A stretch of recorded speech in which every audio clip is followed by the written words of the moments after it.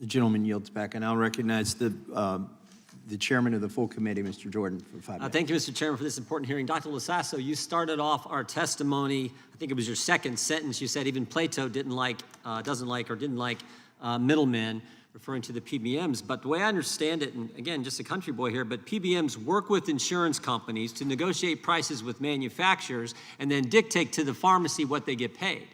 And if you're not in the network, look out. You're in trouble.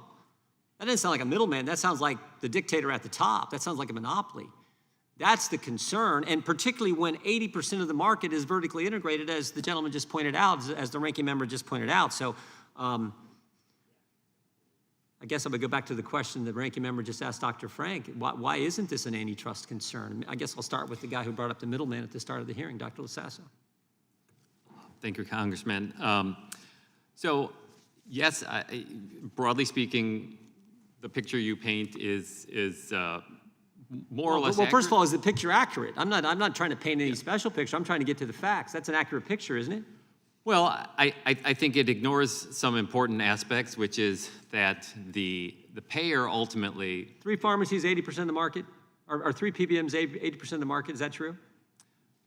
Estimates vary, but yes, 70, 80%, 3 to 4. 3 dominate, right?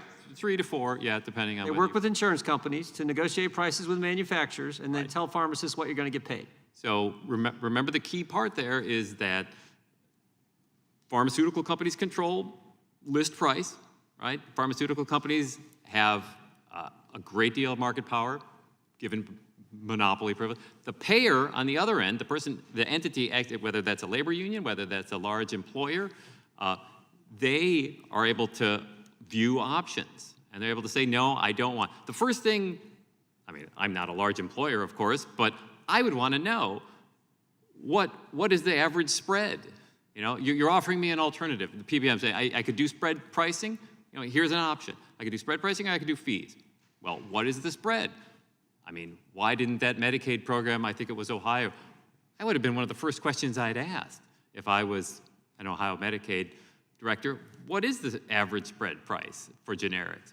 I hate to find out with an audit down the road. So all I'm saying is that there is, there are people with skin in the game that are able to push back, and that is the payers. Let me ask you this. Can a large PBM tell an independent pharmacy, if you work with some new innovative company to bypass our network, we will cut your pharmacy off from our network and subject you to fees and audits? Can that happen? Dr. Mattingly, we'll jump around a little. I'm sorry, can you repeat that scenario again? Could a large PBM tell an independent pharmacy, if you work with the new innovative company to bypass our PBM network, we will cut your pharmacy off from our network and subject your pharmacy to fees and audits? Can they do that? I don't know, but they might be able to, yes. Dr. Frank, what do you think? Can they do that? I think it's certainly a risk that that they can often have the market power. We think it's happening. How about you, Dr. Van Nuys? Yeah, I think it probably happens. Yeah, and is that good? I mean, we got the manufacturer, we got the insurance company, we got the wholesale distributors, we got the pharmacists, we got the PBMs, and that if they can do that, that's probably not good for the one we should care about most, which is the patient, right? Yeah, particularly patients in rural areas or in underserved areas where disproportionately independent pharmacies are the ones who are serving those patients. Dr. Lasasso, I started with you. I'll give you the last word here in my last few seconds. Anything you want to add?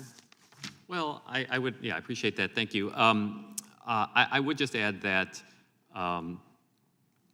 pharmacy networks, selective contracting, broadly speaking, that, as I pointed out earlier, that is a mechanism that can be used to ensure a high-performing set of pharmacies that can deliver drugs to patients.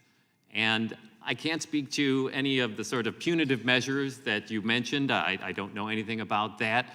But as a general matter, being able to create a high-performing network of pharmacies is a useful function because it can improve efficiencies. It can force the pharmacy that can't meet the objectives of the PBM, in this instance, to become more efficient or move on.